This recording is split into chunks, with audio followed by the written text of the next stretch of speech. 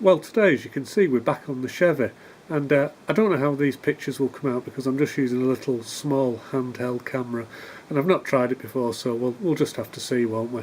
So hopefully you can see that there has been some improvement on the wiring on this Chevy. The wiring when I got the truck was everywhere. It was really badly done. Now, as you can see, there's actually a brand new fuse box here, but although it was a new fuse box, and in fact it's a complete new wiring loom, I'm afraid it had just been installed really badly. The person that installed the wiring loom, rather than just running all the wires properly and carefully, what they actually did is they just seemed to hack the wiring loom into pieces and then join it at random, and join it badly with really inappropriate crimps. So I was very unhappy with it, and it was a right mess. Now, I've tried to improve it. As you can see, it's wrapped in this new kind of trying to reach it, this new plastic stuff, which I've got to admit it's not particularly sympathetic with the age of the vehicle, but it's considerably more preferable to a wiring loom fire, isn't it? So I think I have improved it, and of course what you can't see underneath this trunking is how I've joined the wires back together. All the wires have been basically wire wrapped, then soldered, and then adhesive heat shrink put over them and re-terminated. So you can just see there's a little bit of the kind of untouched wiring here. I've already kind of done the other side and I just need to clip it down, but you can see there's a little bit of old wiring there, and you can see something else which isn't original. Let me just see if I can zoom in, and it's a great big relay which again the previous owner said that he had a problem with something leaking current, and you know, he didn't go into details, but for whatever reason he decided to put this big 200 amp 12 volt relay in. And well, I'm going to leave it be for the time being because I don't exactly know what it's for, why it was put in. Maybe it was just a bit of an anti-theft device, I'm really not sure. Or maybe there was something leaking a bit of current somewhere and flattening his battery. I think that's what he said. But the whole wiring in this is, let's just call it dodgy. Some of the instruments don't quite work as they should, and I think that it probably needs another dose of looking at. So we've also got another electrical component which is just blowing in the wind, and again, when I did some of my rewiring I did trace this back, and this is actually it's a relay for the horns, and we were messing around with that Ahuga horn yesterday, and I do plan to install that, but we've got to build some form of voltage regulator for it, or just something to drop the voltage from 12 to 6 volts. I think I said before that I actually planned on trying a resistor, and a few people commented that it might not have the startup current. Well, I have to admit my original thought was you know, to build some kind of pass transistor, some kind of emitter follower affair which would you know, just act as a simple voltage regulator, and I may have to do that, but let's face it, if I can get away with using a simple resistor, you know, 1 ohm resistor or something, that's what we might as well try that first. So we've got that to do, he said, pushing that fuse back in. So these are the old horns that came off it, and I decided to change these because I didn't think they were particularly in keeping with the vehicle, with the plastic covers and stuff like that. They also sounded pretty feeble as well, so yeah, we're going to do away with that. So here's the Ahuga horn that we were playing with the other day, and that's what I planned to fit. In fact, one of the reasons I came out today into the garage was just try to fit it in where the old ones were, so I'm going to have a look at that now. Again, apologies, we're going to be on shaky hand camera because that's the only way I can do it.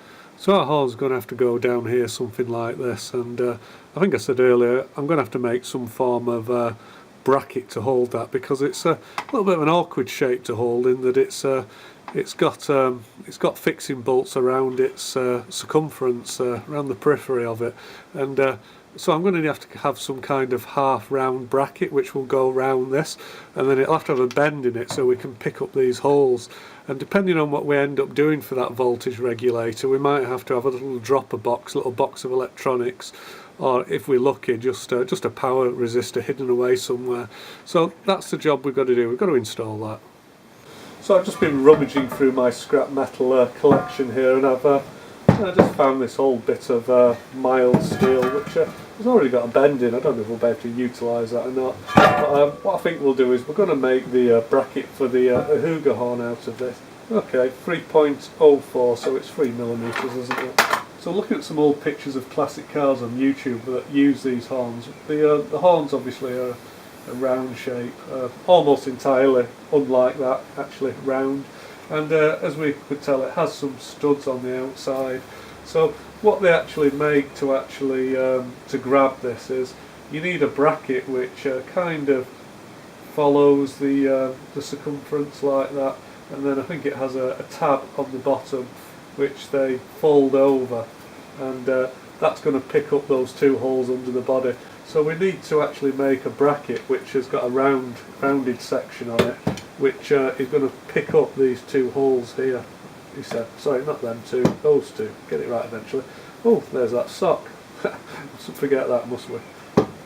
I've just moved inside the truck now and we're actually looking under the dashboard, and I actually think you've got a much better view of everything than I have, because it's just really difficult to see under here when the seats are in the way and everything. And you know, I'm 6 foot tall, and trying to fold myself under the footwell and actually get access to anything is near impossible. But you can see that everything has been kind of just rather, I don't know, haphazardly hacked together. You know, the wiring loom again has been cut in various places. You can see that it's all joined back together with those push style bullet crimps, so I'm sure that they're all waiting to fall apart at some point in the future. Everything's kind of cable tied together in a huge bird's nest. So hopefully you can see we've got another relay there which is just wrapped up in masking tape, and that actually says fuel pump on it, and again that's just peeing in the wind, so no doubt that will fall off at some inopportune moment, probably as I'm going halfway round a roundabout, and the truck will stall, and yeah, I'll just die horribly in a big fireball. So yeah, a bit of a mess, eh? Now, you know, I wish I'd never looked under the dashboard, because it's one of them things that ignorance is bliss. You know, if you didn't know about it, you wouldn't worry, but now I've actually looked under there, it's all a bit of a mess, which is such a shame, because you can see that cosmetically the truck looks really nice. I think the chap who owns it, previously owned it, he obviously did spend quite a lot of money on it. Just really strange, I just can't work it out, because some of the jobs have been done really well and other jobs have just done really badly. Almost makes me think that, you know, he just gave up and decided to throw it together in the end. You know, he did a load of good work and then just the last few things he kind of gave up on. Now, of course, anybody who owns a pickup truck will be very familiar with this scenario. As soon as you actually park it up in the garage or something like that, the back of the truck just instantly turns into a skip to store all the parts and stuff like that, which is great until you want to go out in it. Well, while I've got you here, we might as well talk about some other jobs I've got planned. So you can see there's the radiator, and I've had problems with this throwing coolant out everywhere, and I wasn't exactly sure why. But I think that the radiator is probably an original one. It's got lots of patching up on it and a lot of damaged fins and stuff like that. So I've got a new radiator to go in this one, and I think one of the reasons it's leaking is, let me probably show you. So the original radiator cap that came with the truck was damaged, and the I don't know if I can get this off, will it come off? It was actually this whole rubber was just split, and it wouldn't seal, so basically water was coming out of this overflow pipe here and it was spraying all over the inside of the engine bay. And I think if I actually take this for a drive, it'll probably do the same again, although it's probably lost enough coolant now so it probably doesn't matter. Not that I'm too worried, because you know, we're not in the Nevada desert, it's pretty cold in England, and I think it'll be okay. But we need to replace this radiator before the summer comes. But if you look inside the radiator cap there, I hope you can see it, where the actual rubber should seal, there's just kind of a jagged, damaged mess inside there. So I don't think the any radiator cap would actually seal on there, because it's just so rough, and there's hardly any landing on there for the rubber cap to seal against. And I did have a look at the new radiator, and the new radiator has got a much smaller hole, so this rubber can actually seal against it. So it looks as though at some point somebody's cut it away, and I don't know why they would do that, but yeah, somebody's cut that away. And the other job that we've got to do is, whenever I actually go down the road and put my foot down, the fan belt squeals horribly. And I couldn't work out at first what was happening. I thought that the wrong belt had been installed, And I've got a feeling I've told you about this. Well, it isn't the wrong belt. What the problem is the water pump has got the wrong pulley on it. It's too wide, so the V belt is sitting on the flat bottom of the pulley. It's not actually sitting on the V, which would make it grip. So as soon as I start to accelerate, it squeals. You've all heard that noise coming from cars. Well, maybe it was my car that came past you and made that horrible squealing noise. So if you hear a horrible squealing noise when you're walking down the pavement, have a look round and give me a wave, because it might be me. But hopefully not for much longer, because we're going to put a new water pump in it. I've also just noticed some more sheddy wiring down there. I can see that on the alternator there's a lot of exposed copper on the positive, on the red wire terminal. So there's another little job for me. We're underneath the front wheel arch now, and I thought I'd show you a quick look, because again there's been a little bit of action going on under here. The wiring was in an absolute mess under here. Again, the wiring loom had been chopped into about 5 different parts here. The wiring was an absolute mess. It was crimped together really badly.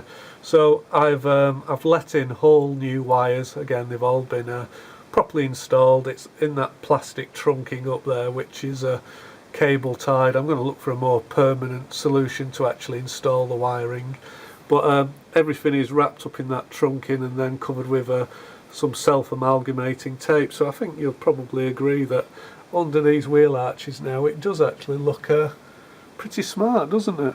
I've rubbed it all down to remove all the old flaking paint. It had some couple of coats of this rust killing paint put on it, which I think it's called Coroless or something like that.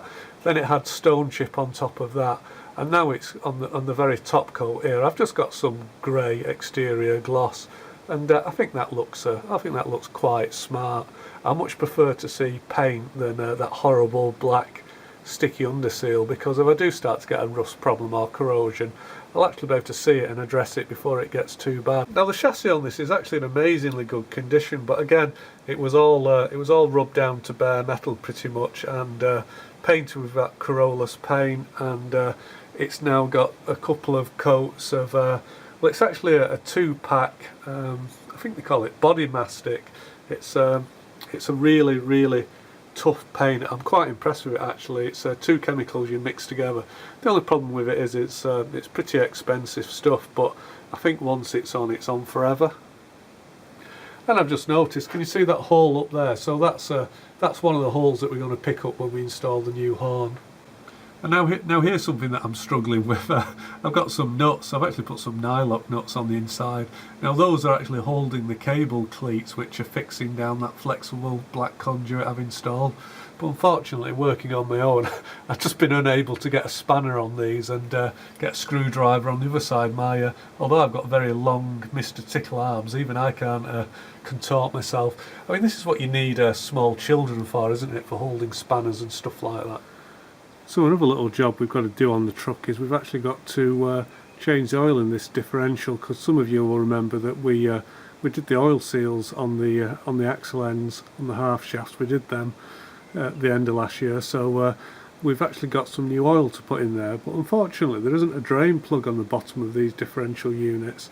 So the way that they probably recommend you to change the oil is to actually unbolt the rear pan and drop it all out that way. Well, unfortunately I don't have a new oil seal to put back on there. So what I've done is I've purchased one of these oil vacuum pumps, and I'm going to try and suck all the oil out through the dipstick. So to aid us in that task of extracting the oil, I bought this Katsu, and it's a stirrup pump. So I'm not going to do it today, but I just thought I'd show you a bit of a teaser video. So it comes with various tubes, and here's the main unit, which is basically a stirrup pump. So what you do is, I think it's something like this. You plug this into here like this, and then you get, I assume you put your feet on there, and you get a pump in. And I can feel it if I put my finger on there.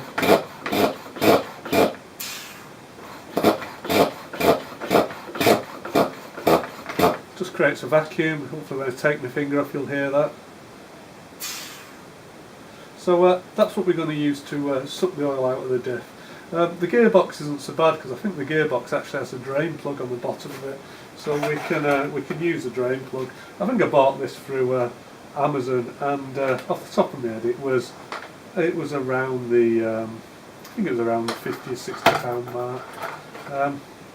Yeah, nice work if you can get it. So of course, once we've sucked all the oil out, we need to put some oil back in again. And I bought another tool, so again, not really very exciting, I might as well show it you. So basically you fill this up with oil. In my case it will be some form of EP90, some hypoid gear oil of some description, a few pumps on the handle to pressurise it, and then there's a little kind of trigger mechanism on here, a little ball cocker or something.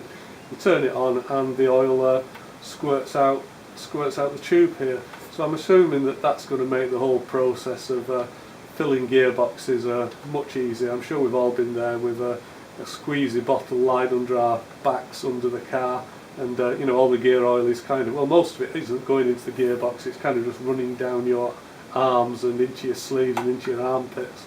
And yeah, I've got bored with doing that, so I bought this. Like most things, it looked bigger in the photograph. I actually thought that this would be capable of holding quite a lot of oil, but yeah, I'm not sure how many litres it is. Does it say on it?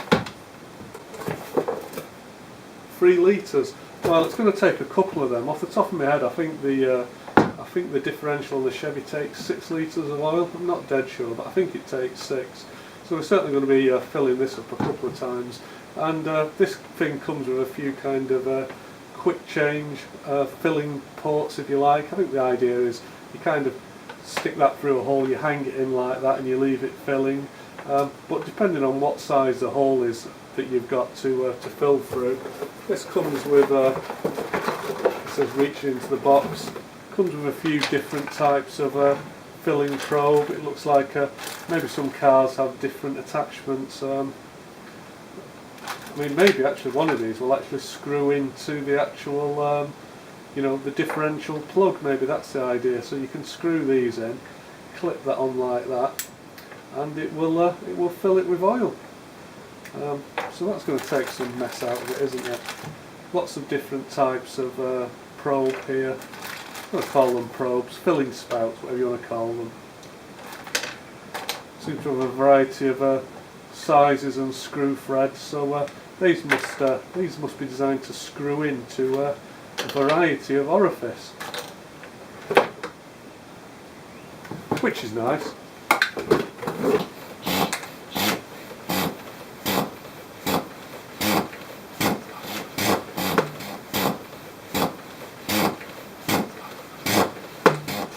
Doesn't get any bigger.